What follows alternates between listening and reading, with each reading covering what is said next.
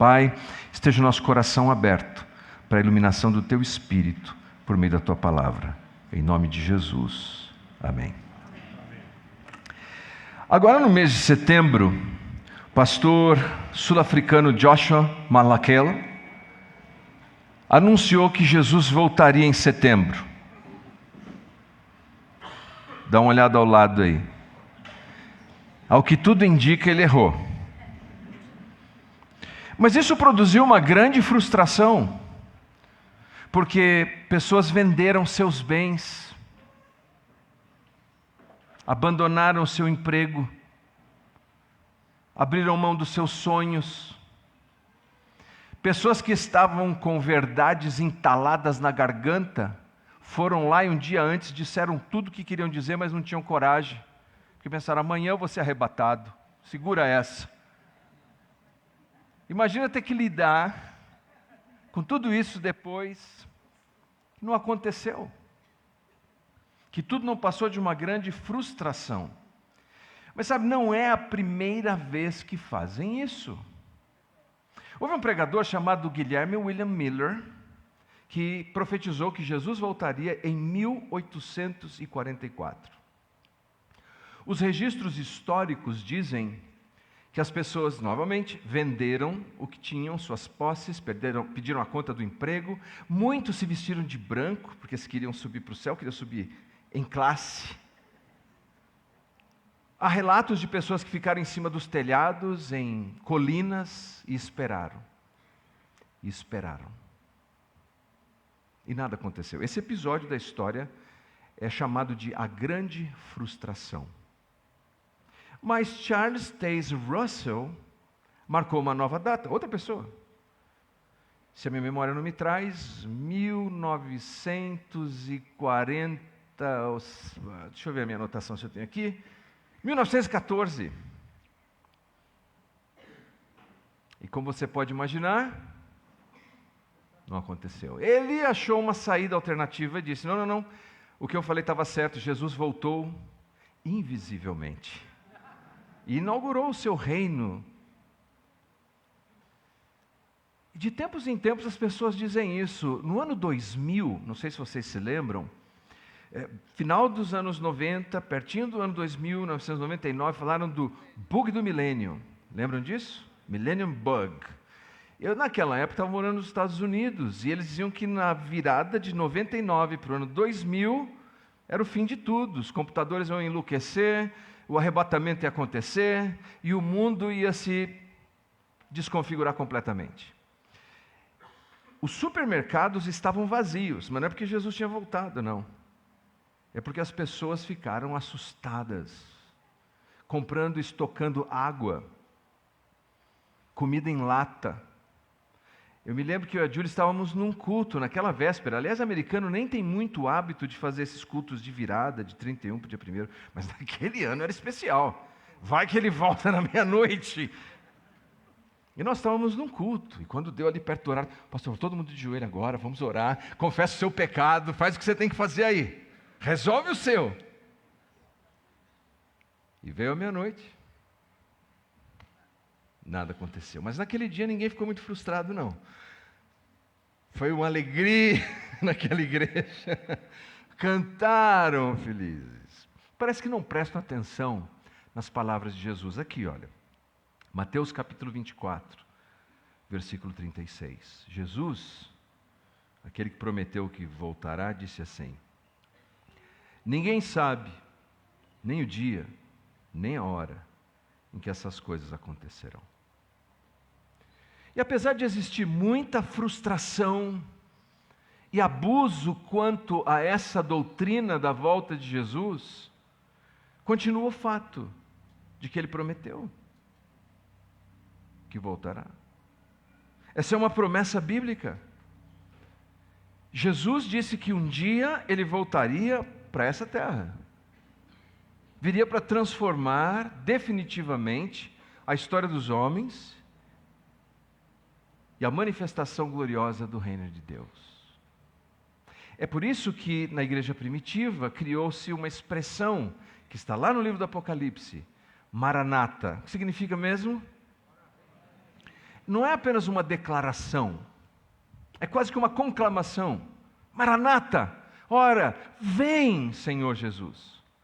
E para mantermos aqui o nosso engajamento nessa nossa mensagem, nós vamos combinar o seguinte. Quando eu disser Maranata, vocês respondem com? Isso, mas um pouquinho mais animado, tá, gente? Então vamos lá. Maranata!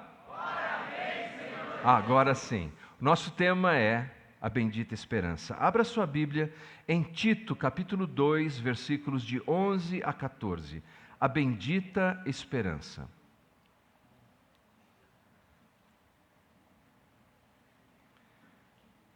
Tito 2, de 11 a 14. Se você encontrou, diga amém.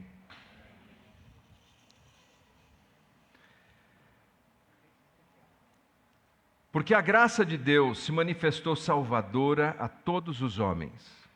Ela nos ensina a renunciar à impiedade e às paixões mundanas, e a viver de maneira sensata, justa e piedosa nesta era presente, enquanto aguardamos a bendita esperança, a gloriosa manifestação de nosso grande Deus e Salvador, Jesus Cristo.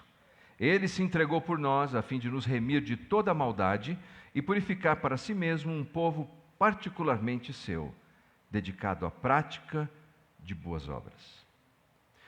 O apóstolo Paulo, como você bem sabe, tinha discípulos e para quem ele passava o bastão, o legado do ministério cristão.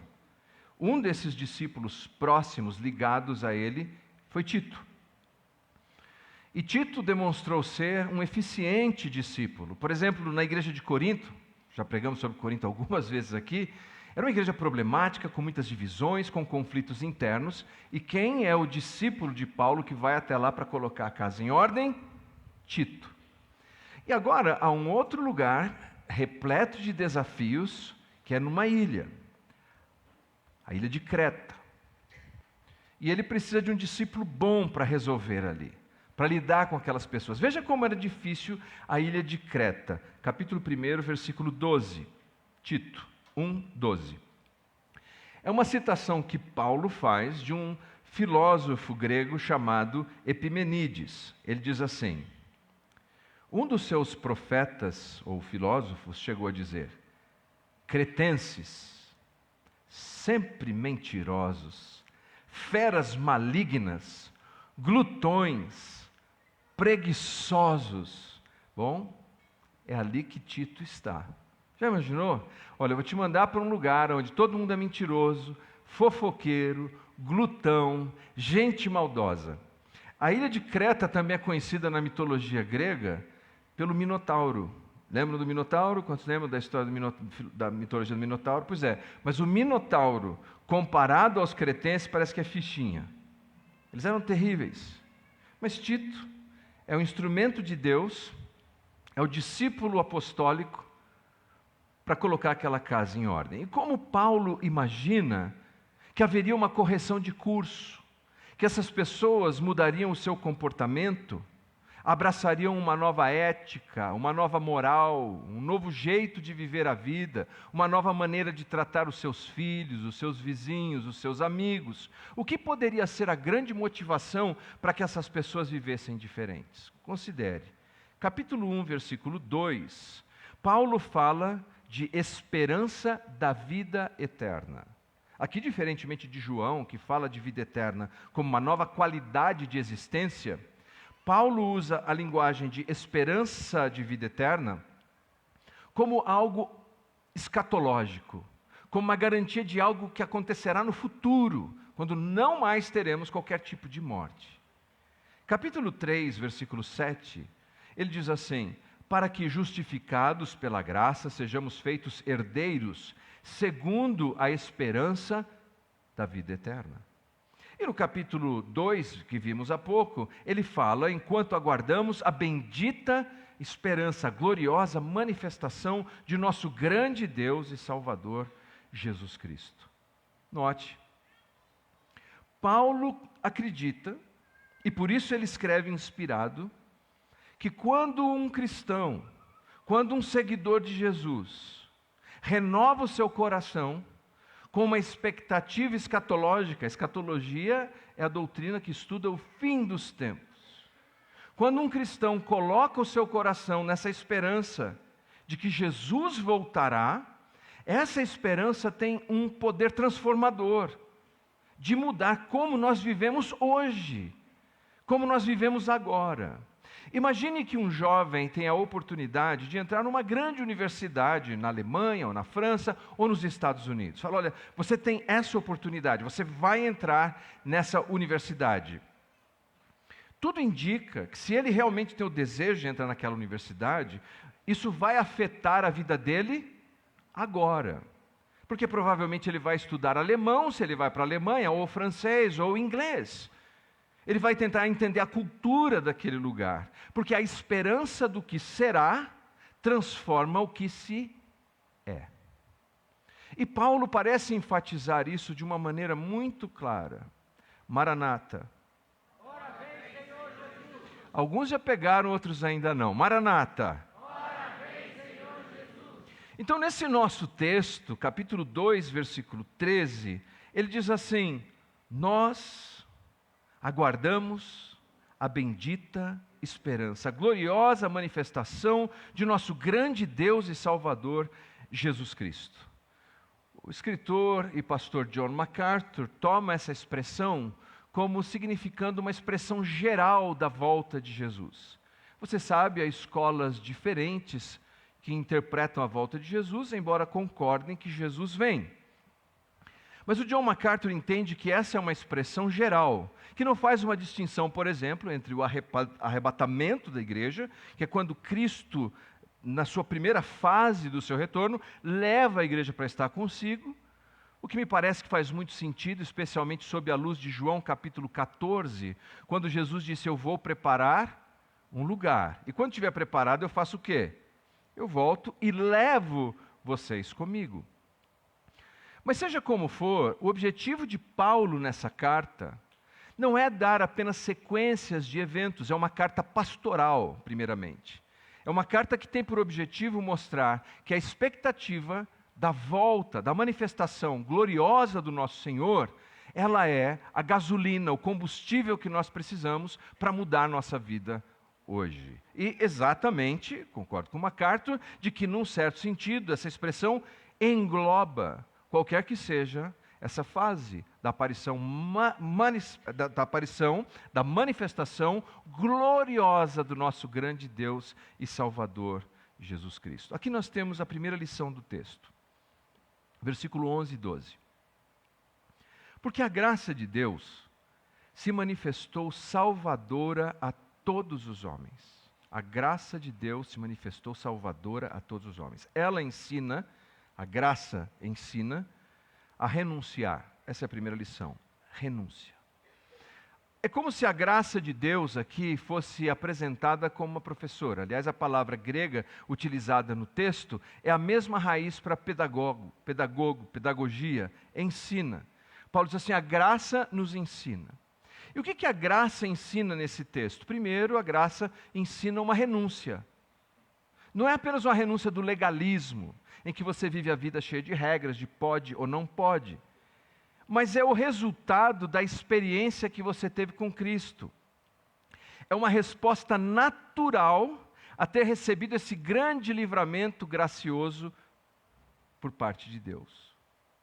Você recebeu um grande favor, daí o nome graça, por parte de Deus. Mas note que graça, portanto, não é só um favor imerecido, como costumamos dizer. Graça, além de ser um favor imerecido, é a professora graça.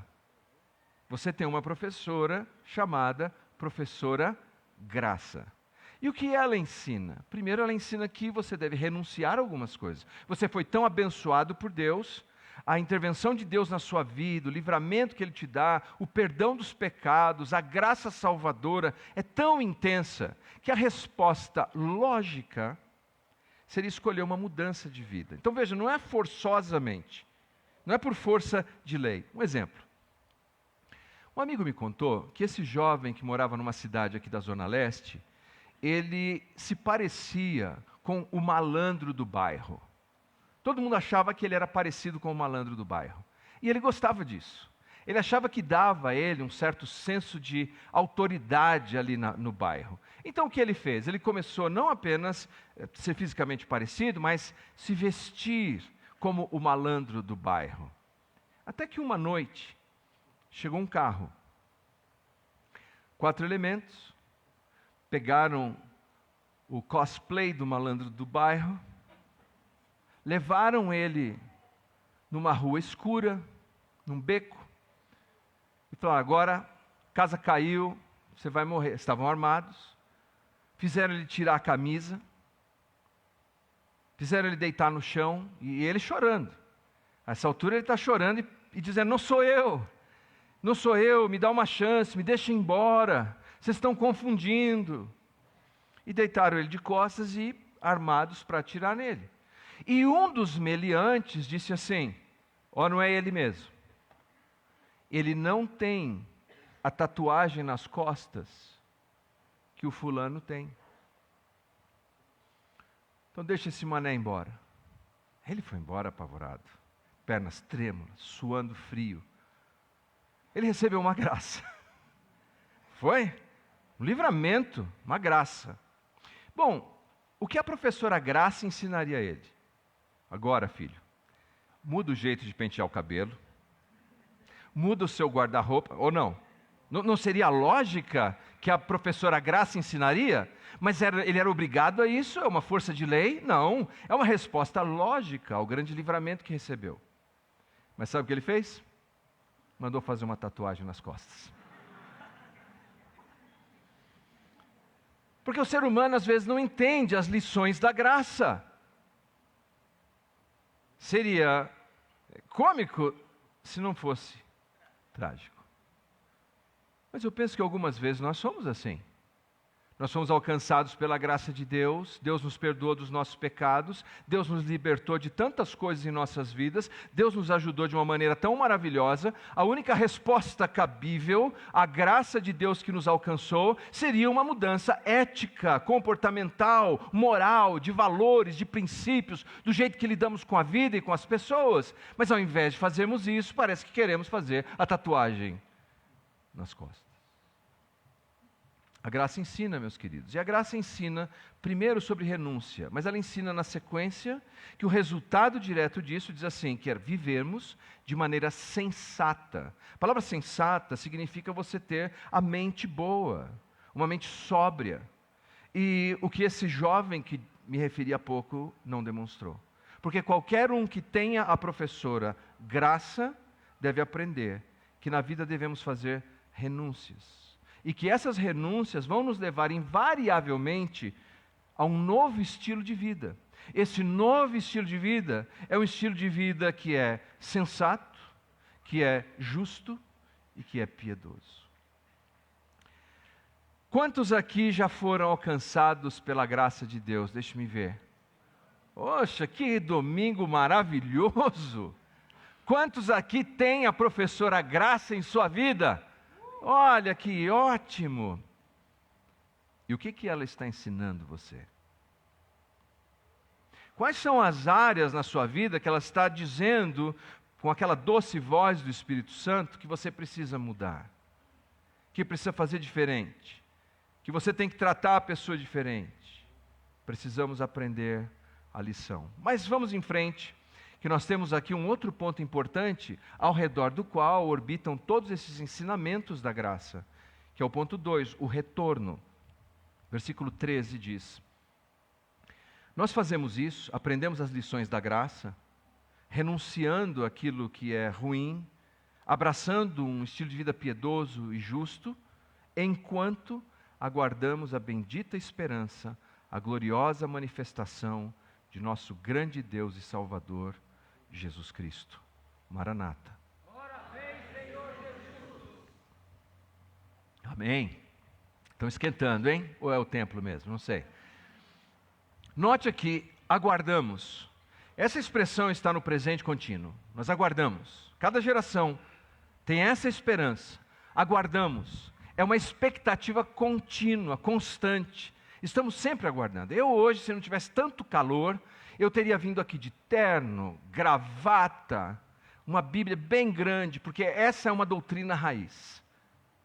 Você disse que teve que buscar lá no baú, porque nós paramos de falar sobre a bendita esperança. Nós paramos de falar sobre a volta de Cristo. Paramos de falar daquilo que tem o poder de mudar o nosso comportamento ético, os nossos princípios, os nossos valores, o jeito que tratamos nossos filhos. Nós falamos como é que a gente pode ser próspero aqui, as nossas músicas falam de vencermos aqui, e quando nos frustramos com as coisas desse lado, porque estamos fisicamente adoecidos, ou passamos por uma crise de finanças, ou vemos a tragédia de mais de 50 mil cristãos serem mortos na Nigéria pelo Boko Haram, nós não temos a menor ideia de como responder a isso.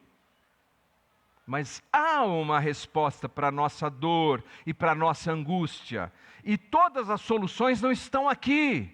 A solução está no fato de que o rei virá. E essa é a bendita esperança. E nós aguardamos continuamente com essa expectativa. Note ainda que o texto diz que é uma bendita esperança. Macaria elpis. Macário é a mesma expressão que aparece em Mateus, quando Jesus diz bem-aventurado, lembram? É Macários, bem-aventurado, mais do que feliz, mais do que feliz. Jesus está dizendo que eu e você não aguardamos apenas um evento, um sinal, uma coisa. Nós aguardamos a pessoa de Jesus. E esse aguardo da pessoa de Jesus é uma das maiores alegrias, a maior felicidade que o ser humano poderia ter. É mais ou menos assim, quando eu converso com jovens que estão perto para se casar, nós temos alguns aqui na nossa igreja, inclusive, 2026 promete. E quando eu falo com eles, eles estão falando sobre o casamento, eles estão esperando. E como é que é essa esperança?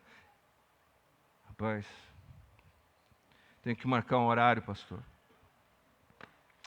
Nós vamos casar. E o Senhor vai ser o algoz. Prepara a forca, eu estou indo. É assim? Não. É cheio de alegria, é cheio de empolgação. É cheio de excitement. Eu vou casar. Então é uma esperança, porque ainda não aconteceu. Mas é uma esperança bem-aventurada. É uma esperança cheia de alegria, enquanto se aguarda a consumação daquele momento. É um tipo de esperança que é como quando você ama alguém, talvez alguns aqui tenham vivido isso, você ama alguém, um pai ou um filho, que faz uma viagem para longe e fica talvez anos estudando fora, ou meses, e você a cada dia espera o reencontro com aquele filho, e aí chega o dia em que você vai para o aeroporto, e você está lá, e se você já fez isso, eu já fiz isso, você vai para o aeroporto, e você fica naquele portão ali de desembarque internacional, esperando, e você fica olhando, e sai um, e sai outro, você fica ali meio ansioso, mas cadê o meu? Cadê quem eu estou esperando? Cadê aquela pessoa amada? É uma esperança feliz. E Paulo usa essa linguagem para pensarmos. Pense, por favor, qual foi a maior dor que você enfrentou nesse ano? Ou qual é a dor que você está enfrentando este ano? Ou a dor mais recente que você enfrentou? Todas as vezes que você quer uma resposta para aquela dor angustiante, é um clamor dentro de você por um encontro com Jesus. Porque quando eu leio o Evangelho, Jesus era assim. É o casamento que acabou o vinho e ele transforma a água em vinho. É uma mãe desesperada com um filho que morreu e ele traz o filho de volta à vida. É um discípulo que tem que pagar o imposto e não sabe de onde tirar o dinheiro. Ele fala, vai pescar, vai achar um dinheiro lá na boca do peixe. Quer dizer, Jesus é aquele que é a resposta para todas as nossas necessidades, das mais simples, das mais complexas. E quando você sente aquela dor, quase desesperadora, pensando, puxa, qual é a saída para isso? Qual é a resposta para isso? Há uma resposta feliz, maravilhosa. Maranata. é um reencontro com Cristo, aquele dia glorioso. Note, Paulo diz assim: do nosso grande Deus e Salvador. Jesus não foi apenas um profeta, um mestre, um sábio. Ao contrário do que se pensa, Jesus é o nosso grande Deus e Salvador. Eu conversei com esse homem, ele estava passando por muitos problemas. Ele disse: pastor, me explica. Eu tenho orado, eu tenho pedido, mas eu preciso falar com o Deusão. Qual que é esse Deusão, o grandão? Porque pelo jeito não tem saída para mim. O grande Deus, o Deusão, é Jesus. É o nosso Salvador. Então, essa esperança, Paulo usa essa linguagem, não é apenas uma esperança do tipo, eu espero que não chova amanhã. É diferente. É uma esperança certa, segura. O Rei virá. E essa esperança não deveria ser vista com terror, com desespero, com medo. Eu fui outro dia convidado a falar num podcast, lembrando de várias coisas ali sobre mídia. Nós lembramos de um LP que tocavam, chamado A Última Trombeta. Quem ouvia aquilo, não dormia à noite. A Última Trombeta. Era assustador, era tipo uma radionovela naquele LP. Se você encontrar esse clássico, ouça. E nunca mais você vai dormir na vida. Não deveríamos olhar para a volta de Cristo, para isso como se fosse um terror. Para nós, os que cremos, não. Mas como uma bendita, uma alegre, uma feliz esperança. É o reencontro com aquele que é a resposta para a nossa vida. Que domingo bonito nós temos para pensarmos sobre isso, para conversarmos sobre isso com os nossos filhos, com a nossa família, para aquietarmos o coração no meio das nossas dores e angústias e saber, o Rei virá. Maranata. Jesus veio a primeira vez para salvar o homem, a alma do homem. Jesus virá a segunda vez para ressuscitar o corpo do homem. Jesus veio a primeira vez para salvar indivíduos. Jesus virá uma segunda vez e salvará a sociedade. Jesus veio a primeira vez para uma crucificação. Ele virá uma segunda vez para uma coroação. Jesus veio a primeira vez para uma cruz. Ele virá uma segunda vez para um trono. Jesus veio uma primeira vez para ser humilhado. Ele virá uma segunda vez para ser glorificado. Jesus veio a primeira vez para ser julgado pelos homens, mas ele virá a segunda vez para julgar todos os homens. Mas eu e você, nós estamos abraçados pela sua graça. Para nós é motivo de alegria. Dizem que durante a Segunda Guerra Mundial, as mães que tinham seus filhos, ou esposas que tinham seus maridos que tinham ido à guerra, e naquela época não tinha tanta notícia como hoje, elas preparavam a casa todos os dias, a mesa, a cama, o lugar, o guarda-roupa, na expectativa de que a qualquer momento, um filho, um marido, poderia entrar pela porta. Infelizmente, algumas dessas pessoas se frustraram, porque o marido morreu na guerra, o filho morreu na guerra. Mas a esperança delas de continuarem ativas, continuarem com um propósito, nos ensina que nós devemos viver assim, com propósito, com dinâmica e com a melhor de todas as notícias. A nossa expectativa não será frustrada. Ele virá. É a bendita esperança. E o nosso terceiro e o nosso último ponto é redenção. Diz assim: Ele, Jesus, se entregou por nós a fim de nos redimir de toda maldade e purificar para si mesmo um povo particularmente seu, dedicado à prática das boas obras. Alguém já disse que quem mais pensa no céu, mais faz na terra. Grandes hospitais foram construídos, sociedades bíblicas, trabalhos evangelísticos e missionários, projetos sociais, porque quem tem a expectativa de encontrar o Cristo que o salvou, deseja oferecer a Ele o seu melhor. o texto diz assim, e veja o ato voluntário, ele se entregou. Enfatiza o seguinte, Jesus se entregou por nós voluntariamente. O texto diz que ele é o protagonista da nossa salvação. Ele nos redimiu. Ele entrou nesse processo e se entregou por nós. E é curioso que a palavra usada para redimiu ou remiu aqui é a mesma palavra usada para descrever um mercado de escravos. Quando alguém ia e comprava a liberdade daquele escravo. Imagine isso, eu e você não tínhamos valor inerente em nós mesmos. Não era nem um escravo muito bom. Mas Jesus viu você, viu a minha vida, e Ele nos remiu voluntariamente. Ele nos comprou, não há nada de bom em nós. E Ele nos compra, Ele paga o preço por quem nós somos. Mas note que há uma consequência disso. O texto diz que Ele nos comprou, nos remiu, para que nós fôssemos o seu próprio povo. Você pertence a Jesus. Você não é como um cão abandonado, sarnento por aí. Você não é. Você tem uma pessoa que cuida de você, que se importa com você. Você tem um dono, tem um Senhor na sua vida.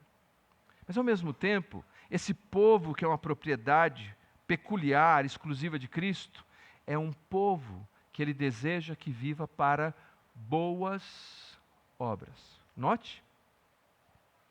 Você não faz boas obras para que você seja remido. Tudo bem? Você é remido para que faça boas obras. Então, primeiro Ele nos compra, Ele nos alcança com a sua graça.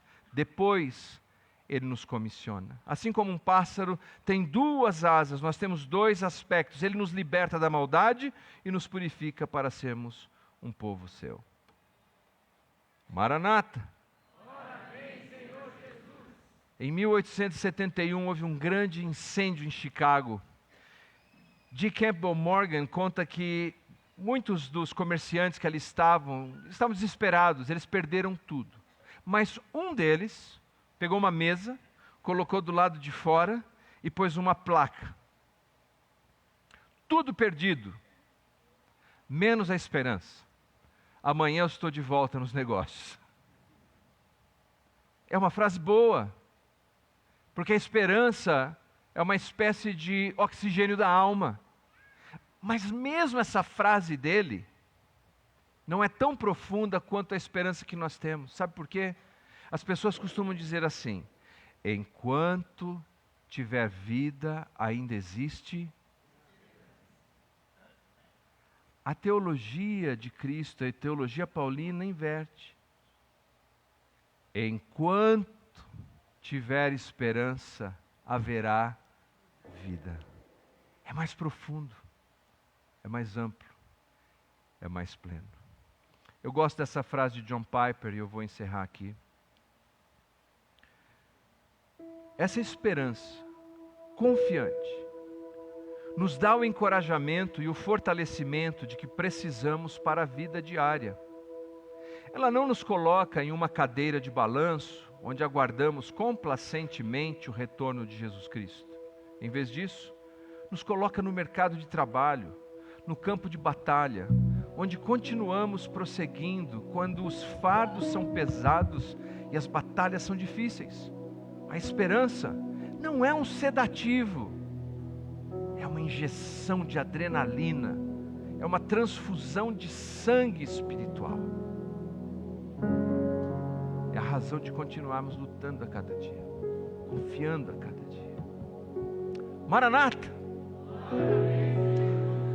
Não é apenas um bordão da igreja, não é uma frase de marketing. É o clamor de uma comunidade que aguarda ansiosamente o reencontro com o seu Salvador. Então, essa semana, ou hoje mesmo, pense, se Ele voltar hoje, esqueça essa coisa de deixa eu ver esses sinais, aqueles sinais, esqueça isso. A ideia de Paulo é, nós aguardamos, é uma expectativa contínua. Quem sabe poderia ser hoje, quem sabe poderia ser depois do almoço, quem sabe poderia ser agora.